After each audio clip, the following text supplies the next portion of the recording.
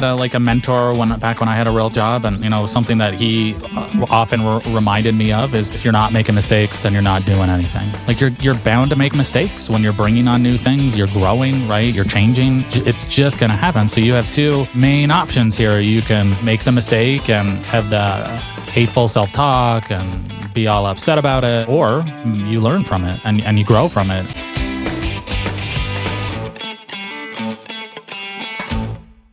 Hello, everyone. Welcome to ABA Business Leaders Podcast, brought to you by 3Pi Squared. I'm April. I'm Steven. How is everyone? How are you? Couldn't be better. That's wonderful. Oh, yeah. That's so great to hear. Got a haircut. Feels good. Nice. Mm-hmm. Nice. Well, if you're listening to this podcast in real time, then congratulations. You have made it through January. Okay. Yeah. This is airing the first week of February. We're still in January as we record this. I'll give you a little inside secret here. But yeah, this is airing. If you're listening to it in real time, it's the first week of February. So congratulations. You made it through the first month of the year. Well, today we're going to talk about values. Cool. It's kind of like a hard transition into that, but we are going to be talking about values, but maybe in a little different way than we've talked about them before. Okay. It's something new I'm trying out. We'll see how it goes. You can let me know after you listen to this if you love it or if you hate it. I accept all feedback. I welcome it. So as far as like us at 3Pi Squared, ABA Business Leaders, aka me and Steven, we've always had company values and they guide our work. Different seasons look different, like it looks different from season to season. And so right now we are in a new season of growth. And so as our company grows and evolves, we've been adding new services, expanding our team. We are realize it's important to revisit our values and to check in and see, do they still fit? Do they fit the company that we are growing into, that we're becoming? And so that naturally leads us into some meaningful conversation about what still fits and what needs more attention. Okay.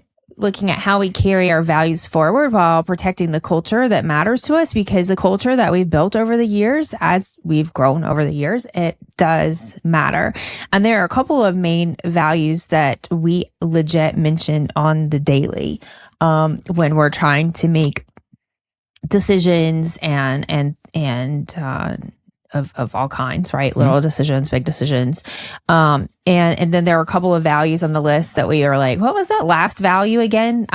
And so when we reevaluated, we're like, you know what? That last value doesn't even really fit us. We don't it's not right for us. So let's reevaluate, let's shift that, and let's see where we can go with that. Those of you who might be watching this on YouTube, because we're also on YouTube, if you like to watch instead of listen, my glasses and the glare just keep distracting me. So I'm going to see if I can read my notes without glasses. So we'll just see. I'm at that age where I may just be putting on the glasses on and off the whole time. So we'll just see how that takes us. But as I mentioned before, we're in February now, and I think this also comes at a time when a lot of people are realizing, okay, January didn't quite go the way I hoped. And maybe it did, right? So if January, you're like, I slayed January, I knocked out everything that I hoped to accomplish in January, we put our goals in place for the year, and we are like plowing through, then stop a second, give yourself a pat on the back, and legit celebrate that win, right? But if not, if you're like, it's not vibing, it's not working, we've ditched them already, or we're just trying to hang on and make it work, and it's just not quite working. Maybe instead of adding new goals, or thinking maybe I didn't put the right goals in, or do I need to change our goals, this might be a good moment to pause and ask whether the goals that we're chasing are actually built on the values that we can sustain. Because, if we have everything so disjointed, and we have like clinical goals and business goals and general overview of company goals and our own personal work goals. And, and we're just throwing them all into the mix. It can get quite chaotic. Okay. We can have all different sorts of goals, but perhaps a unifying factor of our values, our core company values, can help bring that together. So, Stephen, I have a question for you. Oh, yeah. When you think about growth, so like as we're growing, right? Also, there are lots of you listening right now who are growing your business. Where do you notice the values becoming more important or more challenging? I mean, the big ones for me are I really do my best to be as honest as possible. And when I make a mistake or our team makes a mistake, I really try to lean in, get the information I need, apologize if I need to, all of that good stuff, so that I can provide better services, so that we have a better system in place. Mm-hmm. So like those are those are the two that I focus on. I feel like it's good for me, personally and professionally. So I don't, as we're building this, billing portion, 2.99%, by the way, I'm really focusing in and trying to be intentional. And, when we make mistakes, we're going to make mistakes, is being honest and open and knowing at that point, it's not about us, it's about the customer and making sure that they get what they need, and, dropping the ego and focusing on the work. So I don't know that I can say it's more important or more difficult. It's maybe I am trying to be more intentional, like, you know what I mean? Like, right, because as you grow, things are changing, and sometimes things are changing. Some parts are changing fast. Mm-hmm. Sometimes we're putting new processes and procedures in place, or maybe we don't even have, like, they're growing so fast we're trying to get those processes and procedures in place, and maybe we're even at that step where I know, like within our ABA company, well, and in this current company too, like you don't you don't just know what the next process is and procedure it. You don't just know it like, okay, now I'm going to write the next step, right? It's like a draft. It's okay, this is what we're going to try next. We're going to write this general, procedure, see how it works. We're going to try it out. We're going to have a couple people try it, and then we're going to see what works. It might take a little while, it might not, it might take days or weeks or months to work through that, and then add to it and tweak it, what worked, what didn't work, until you get to the point where you have a pretty clear process for that new thing that you're doing within growth. I had a mentor back when I had a real job, and something that he often reminded me of is, if you're not making mistakes, then you're not doing anything, right? So like you're bound to make mistakes when you're bringing on new things, you're growing, right? You're changing. It's just going to happen. So you have two main options here. You can make the mistake and have the hateful self-talk and be all upset about it, and or you learn from it and you grow from it and you take it as an opportunity. So while again, we're going through the billing thing, we made some mistakes here recently. It was not enjoyable for anybody, but we can take this as an opportunity to dust off the root cause analysis and figure out what systems we can put in place to mitigate this risk, and it's going to better our systems. It's going to be provide better services for all of our clients. And so I guess the biggest thing for me is I'm building this new part, right? That is, it's way more customer interaction than I'm normally used to, right? And also for years, I mean, I'm not trying to, this isn't like a humble brag or anything. It's just, we don't get a whole lot of negative feedback, right? Like I occasionally get some negative feedback, it's like once every 6 months to a year, right? It's like very rare. And so it's really hard to lean into that because you're not, you know what I mean? You're not getting punched in the face every day, so you don't know how to dodge a punch, right? And so this is very similar, right? You get some negative feedback. It's easy to say, "Ooh, that's bad. I don't want to touch it. I'm going to leave it. You're bad, not me." You know what I mean? And the defenses come up.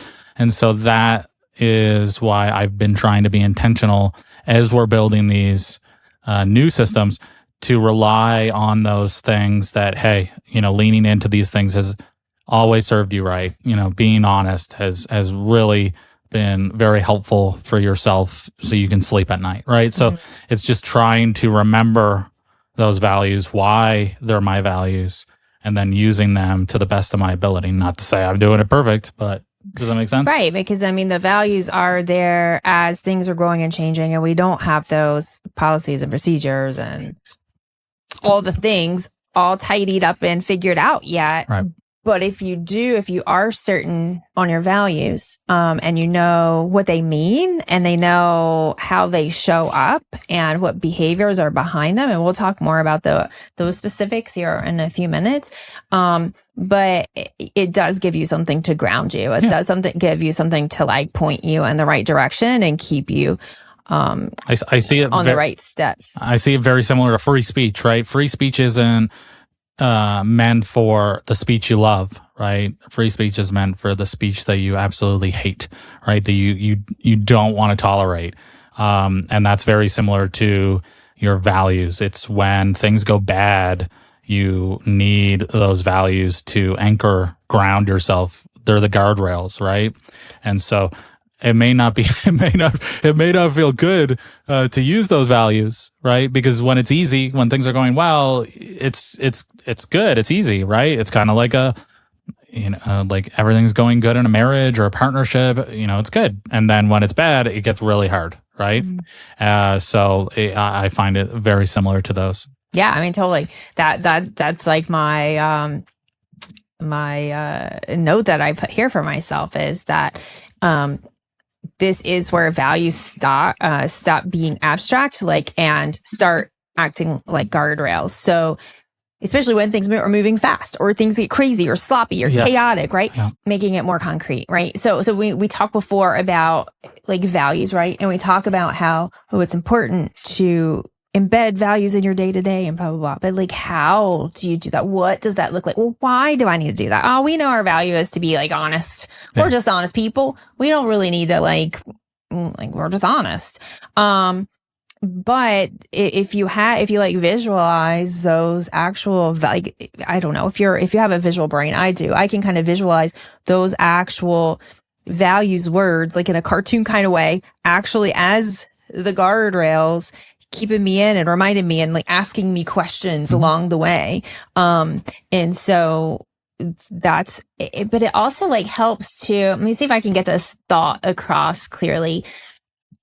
It also helps to decrease that I don't know if drama is the right word, but that chaos that, because we talk about Mighty Mouse syndrome. In fact, I got Stephen a Mighty Mouse t-shirt for Christmas. You should have worn that today. Oh man, you'll see it at some episode coming up, I'm sure. But it's the putting out the fires and the chaos and the craziness, right? When you're growing or when you're facing a challenge. If you truly have a few, you don't have to have tons, even if you just have a couple to help ground you, right? I would start off with one or two. You don't need a lot. Yep. And if you put this into one of an AI system, right? Like ChatGPT or whatever, right? And you're talking into it about what's important to you, and you're please help me make values. Come up with my values. You're going to get a laundry list of things. So, and that's a good start. Hey, that's a great tool to have to get started. But really sit down and evaluate those and you have to go further and what they mean to you, what they look like to you. And then prioritize which one is the most important to start with first. What's a base. Yeah, I mean, it's really it's important to understand, because you may at times have 2 or 3 values that are contradicting each other, right? So what do you do in those situations when, you can justify a case for, one or the other, and which may mean you're violating in some sense the other, right? So these things can happen, but like so you can write down your values and they can be all pretty and wonderful, but your values are action, to be honest, right? And so when things get tough, what happens? Is it chaos and overwhelm and yelling and screaming, right? Or is it what you state your values are? Because if it's the opposite, then those are the things that you value. It's just what it is, right? And again, we can all have those moments. And again, as I am not perfect at this. I get angry, I get frustrated, I get annoyed. I will sometimes react instead of respond. It happens all pretty much every day. So, that's just the way things go. What I would kind of like to explore is so how do we put those values, how do we make them our guardrails? So I thought that we would kind of go through a couple of our values and see what does that look like us living that value. There again, as Steven said, we're not perfect. We're not doing this perfectly. We're still learning, especially being in an area of growth, not only billing, but we are expanding our team and we have multiple new projects or ongoing projects that are really progressing and which is so exciting, but it also brings potential chaos, right?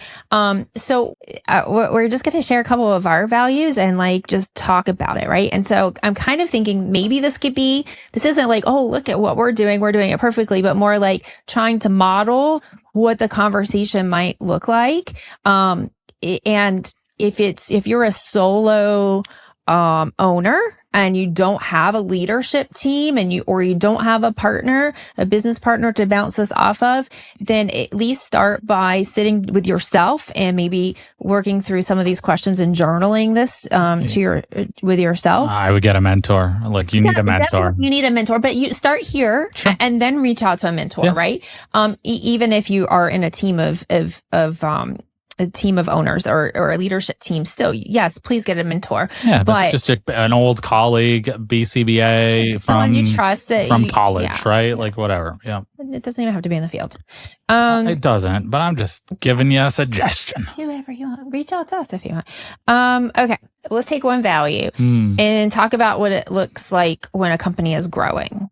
Okay. So one of our values is honesty and transparency.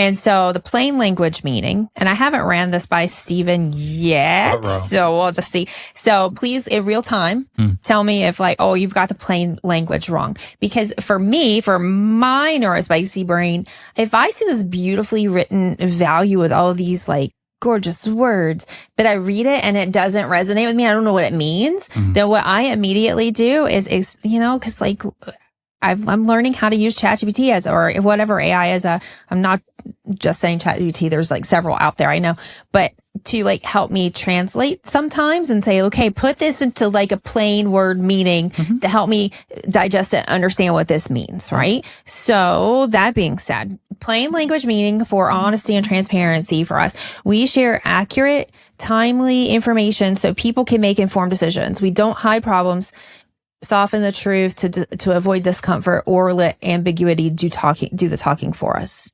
Is there anything else you would add to our? Yeah, I mean, it's more of a personal thing for me, right? And it's not, again, we're small, right? I no offense, April, but I run the show around here, right? And so and he does. And so this again, for me, it's all selfish. It's I need to be okay so that I can sleep at night. That's where it comes from. So our honesty and transparency, word for word, which actually, as I read this, I'm well, it actually makes a little more sense than Chatty's plain language meaning, but whatever. This is why we're here. This is why we're having this discussion.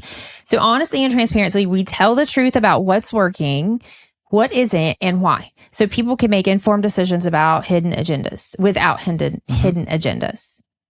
So let's just talk a little bit about what honesty and transparency means for us. Yeah, I said, for me, it's trying, because I want to say that I'm honest, but that but then you expand upon that, right? And it's like, okay, are you telling the truth, but you think you're telling the truth, but you don't have the full picture?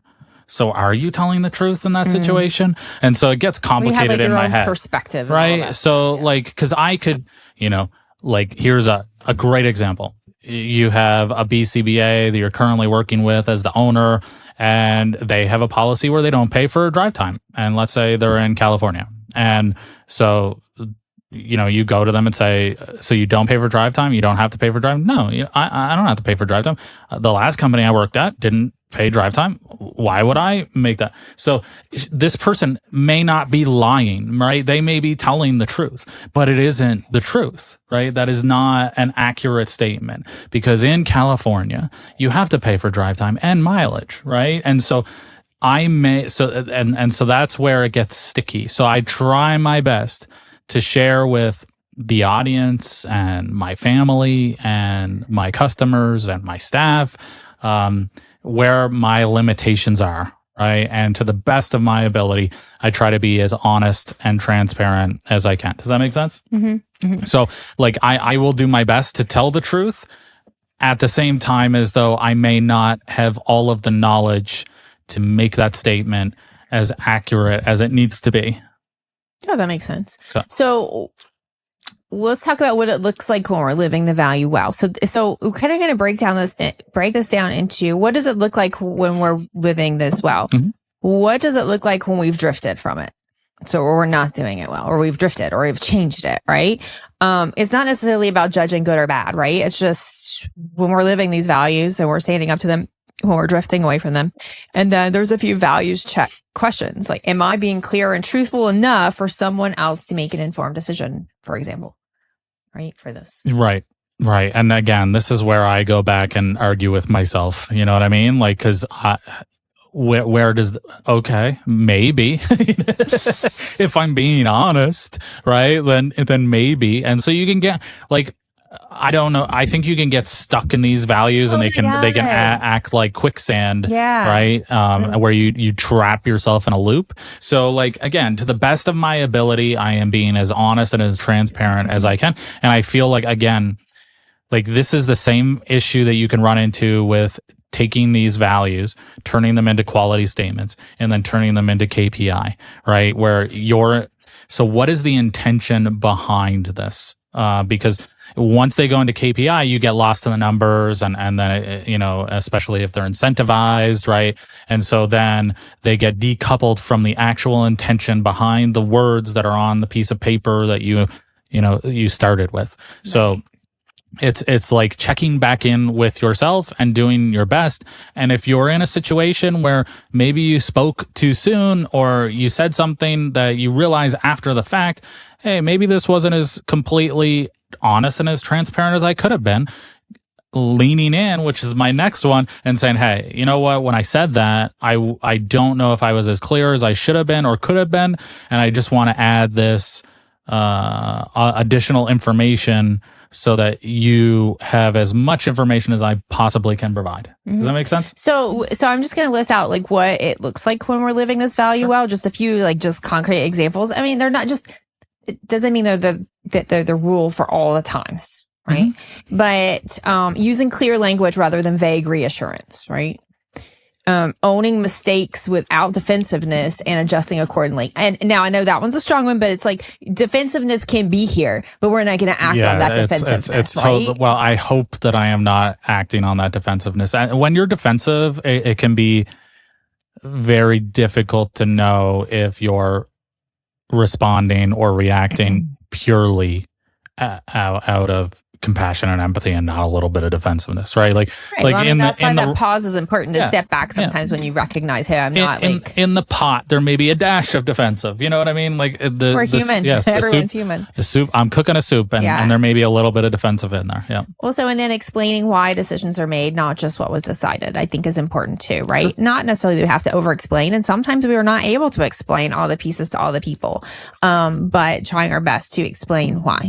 Giving the why. I mean, to be honest, the part of my life where I find that the most challenging is with my son, right? Where, like, here's the reason why we're doing this, and explaining this in in a way that he can understand without over explaining and causing anxiety and worry, right? And I do fall flat many times on that, right? Well, and the other thing is communicating early instead of waiting for certainty, keeping those lines of communication open of like, even saying, I don't really know. This is what I'm thinking about this, but I'm not certain. Yeah. I'll need to get back to you on that. I mean, that's something that I learned very early in my career, right? Is like, I don't know the answer, but it's my job to find the answer, right? So maybe I don't know it, but I'm going to reach out or figure out how to get that answer, right? And so that's something that I think is important. So maybe what does it look like when we drift?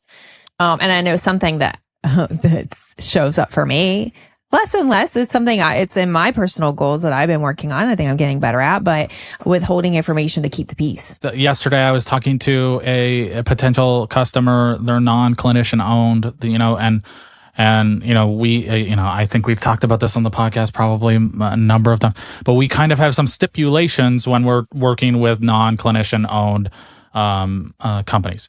And so part of that process is that they're not going to try and hire like a BCBA with 1 year of experience and, part-time so they can get credentialed, and then maybe they'll hire somebody, with more experience. Like, we're not building that. There's many ABA practices out there that don't have the right experience to be providing services independently. We're not going to be a part of that. I hope that as much as I possibly can, I don't want to be a part of that. I think we're really trying to focus on ethical, sustainable services, and I don't agree with that. So, I could have just said, oh yeah, sure, let's do it. But it was very important for me, even when it's difficult, to say, look, we can do this. I'm totally on board, but here are the rules, right? And if you're not okay with those rules, totally fine. But we're not going to be able to work together, right? And so, like, there's like, okay, I could have just said, yeah, we can do this, right? And and I'll take your money, right? And you know what I mean? So that is me using them in the day-to-day work. Right. When it's easier to just, I'm being honest, it would have been way easier to just say, yeah, sure, here, just go to this link and then I'll put my head down, or I'll pretend like you've got an amazing BCBA to start this thing, and you know what I mean? Mm-hmm. So that's probably, the thing that I get most often where that honesty and transparency comes into play. Yeah. And I'm just going to list a few more here. We don't have to go into all the detail about all of them. I'm just, again, trying to model what this might look like. So it's another way of what it looks like when we drift: over-promising to avoid disappointment, using unclear or overly careful language instead of direct answers, kind of beating around the bush, I guess, right? Waiting too long to address issues, and confusing transparency with over-explaining or emotional labor. And these are just the ways that, like, honesty and with our value. Remember, our value here that we're talking about is honesty and transparency. So these are these are some of the behaviors that look like when we're not living up to the full honest and transparency, when we're drifting from it. Yeah, letting people go, and not giving the honest reason is something that I have done. I don't like doing that, right? But then I go back to, is it like, it's over, this didn't work, do we need to lay on, you know what I mean? So there's a piece of me that's like, what does this do? Is this for me versus giving them so the that I can feedback. Get it off, right? Or do we give them the direct feedback, and are they miraculously going to say, oh, well, Steven said this? No, I'm going to change my life. Like, I am not that important. I realize that. So, like, is this about me or is it about them? And so like I said, there is conflict sometimes between practical and the value. And so you're going to have to play that, that game. Maybe I made a mistake there. It's hard to say, you know what I mean? Yeah. So how this value, the last thing that we're going to go through for the value is how this value supports staying in our lane. So prevents taking responsibility for outcomes others need to own, clarifies roles, expectations, and decision points, reduces emotional labor created by ambiguity,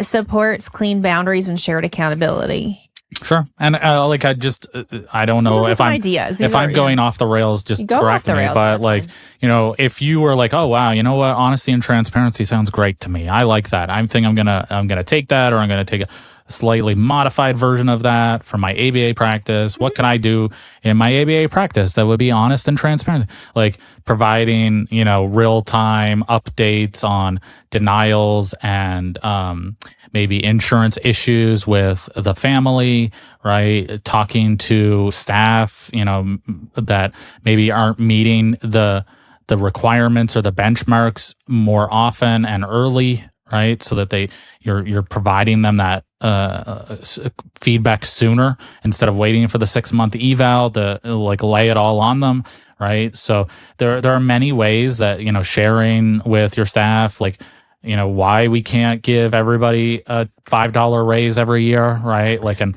going through how this works, those are great things to get when you're doing the training on session notes, and rather than saying you got to do it this way and this is the only way, giving the reasons why we have to do it this way, giving them the knowledge, why this is important, all of those things would be examples of being transparent and honest, right? And last thing I'll say is like, somebody comes to you and says, what do I do in this situation?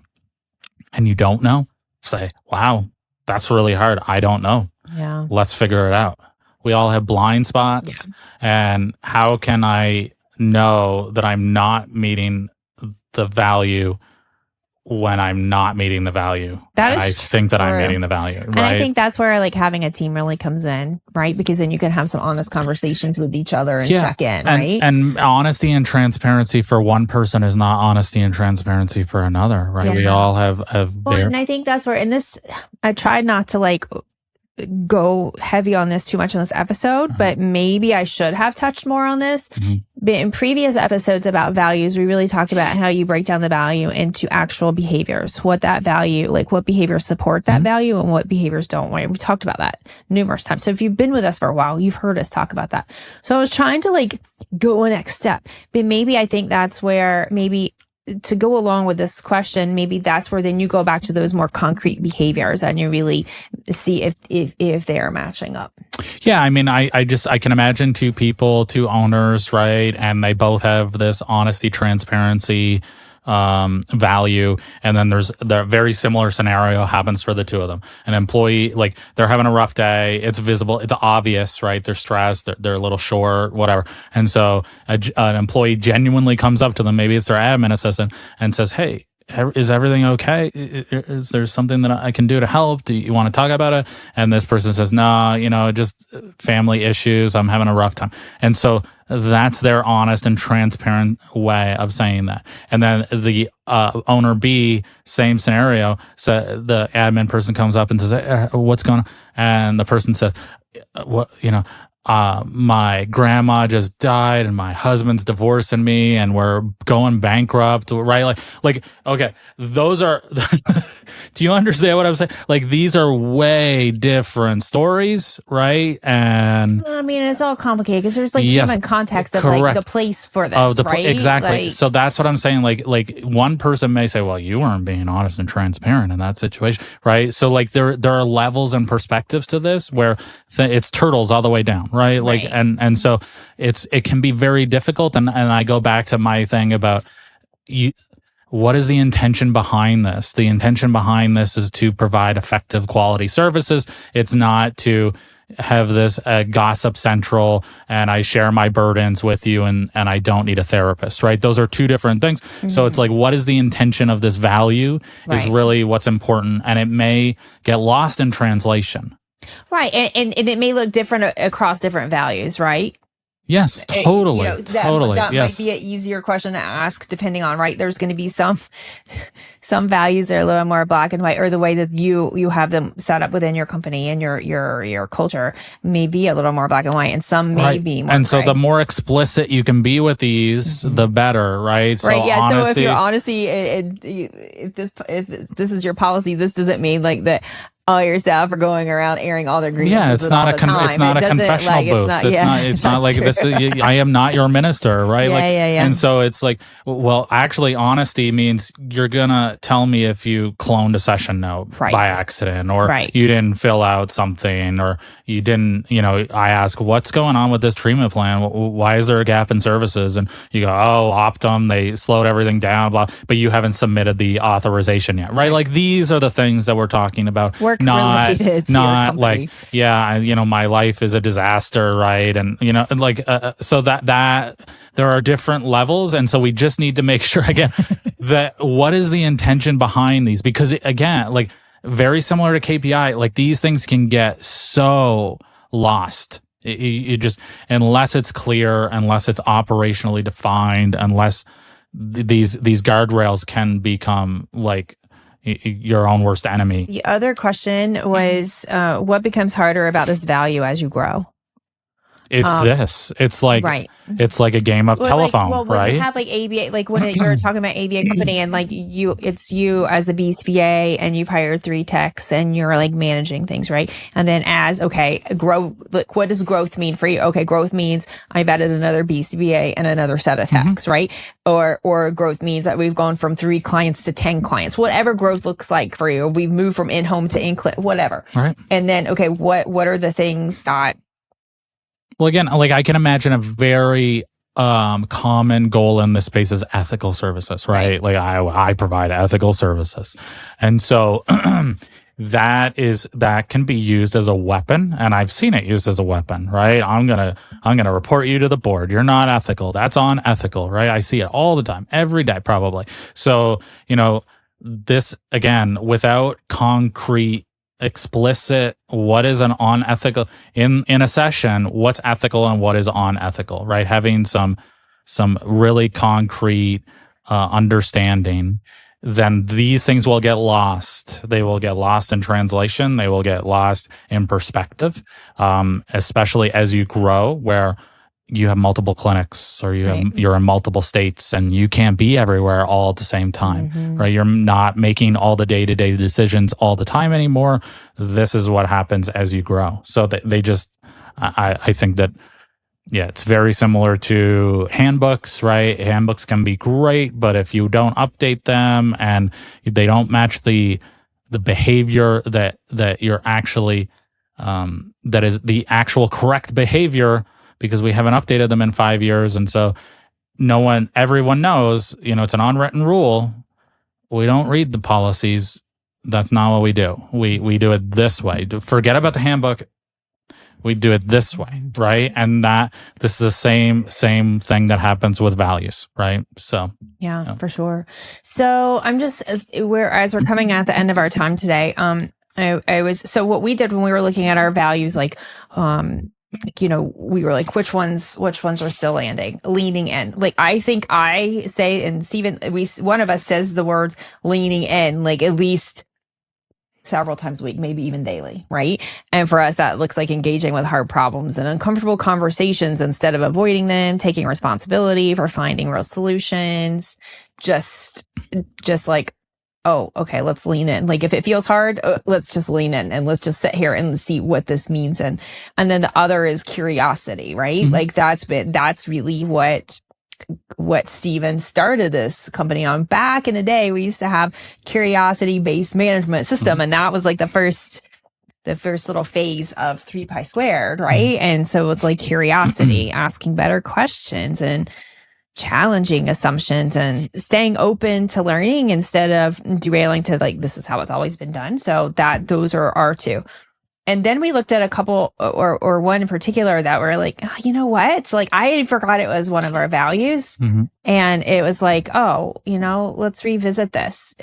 This isn't right for us.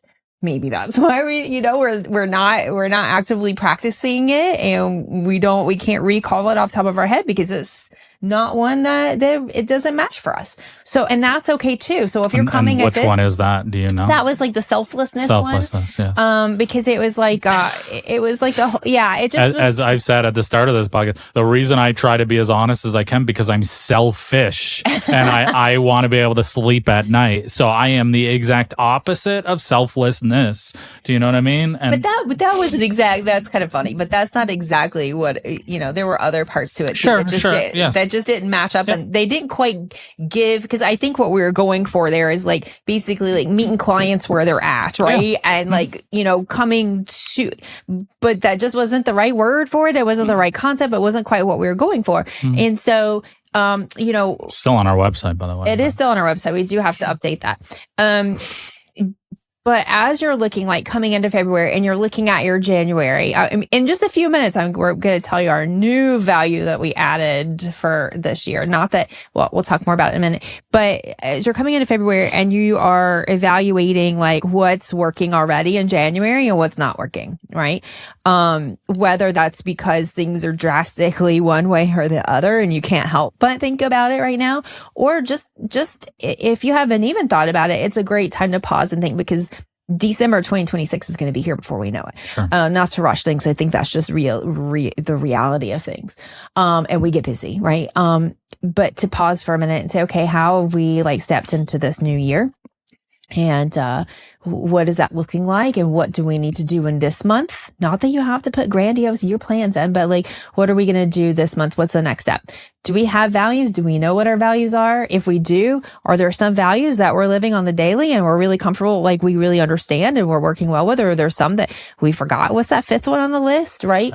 So now's the time to just sit down and evaluate and ask yourself questions. And maybe you choose, okay, we're going to have this one core value that we're going to carry in through the rest of 2026. But when we were looking at it, we added our new value, and it's not that it's new to us. What this value states, we've been doing along, like this has been part of our providing ethical services to help you guys provide ethical and sustainable services. Being honest, I'm trying. Right? Trying. So it's protection. So I'm excited about this new value. There again, not new, but we are now stating it as a value. But we design systems that protect clients, staff, and organizations from harm, abuse, preventable ethical failures. And I think this too really leans into our growth of, as we're doing billing now, as we have multiple projects ongoing that are going to big news coming. I can't say it.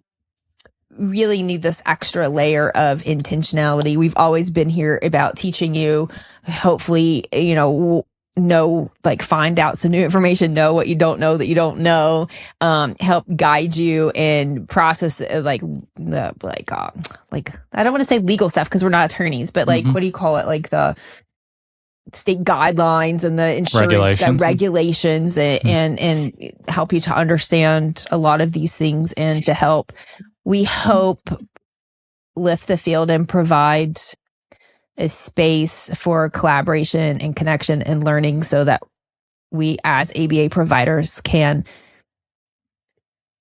this sounds lofty, but this is where we're at, like, to provide quality services.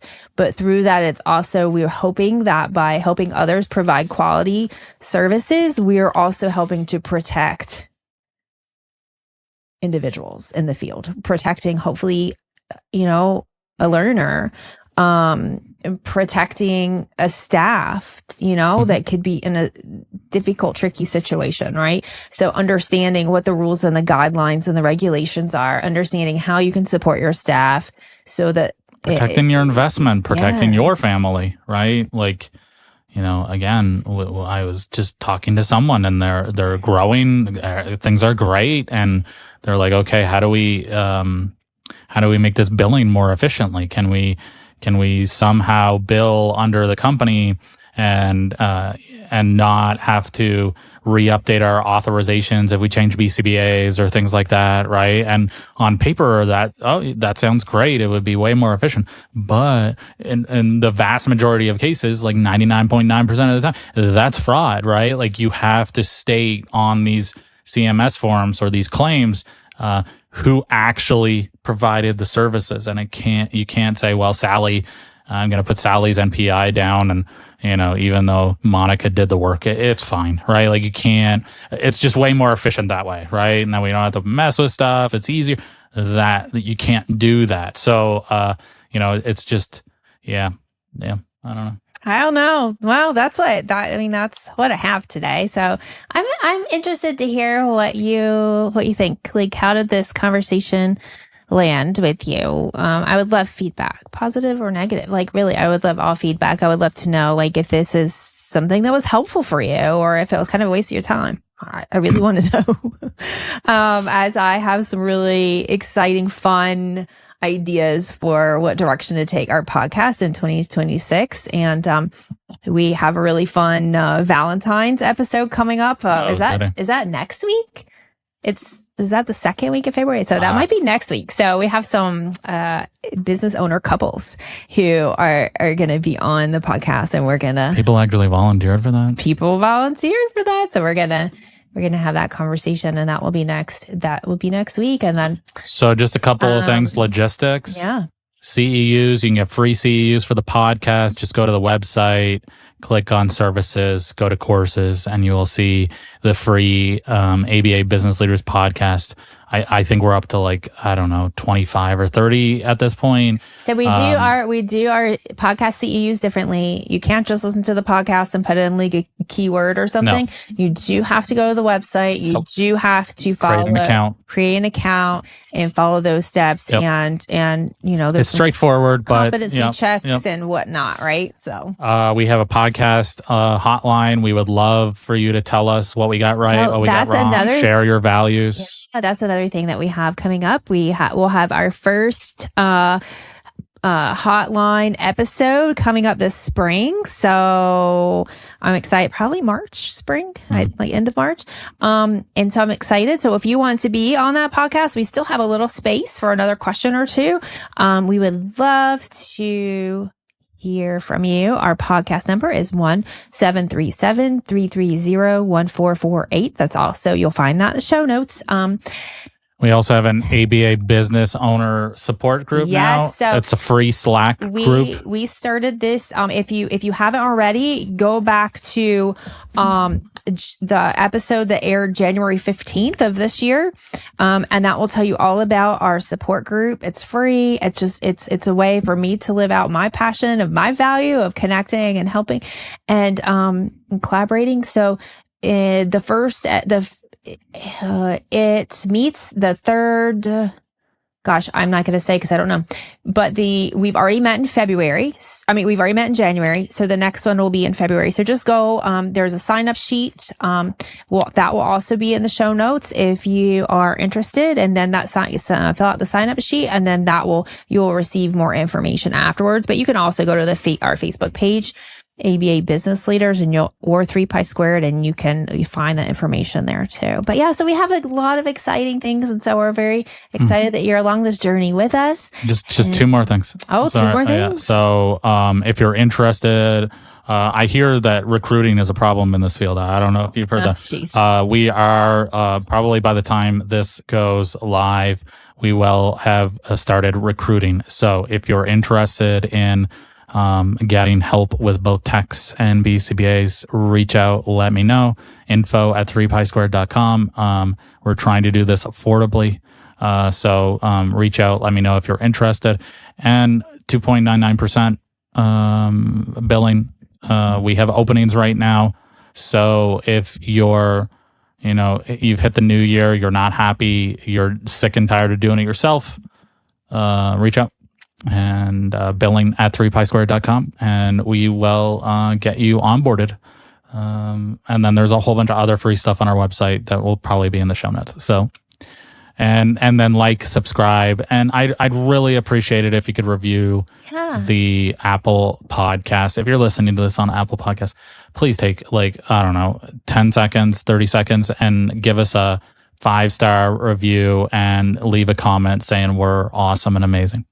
And that's it. That's all I got. That's it. Thank you, everyone. See you next time. See ya.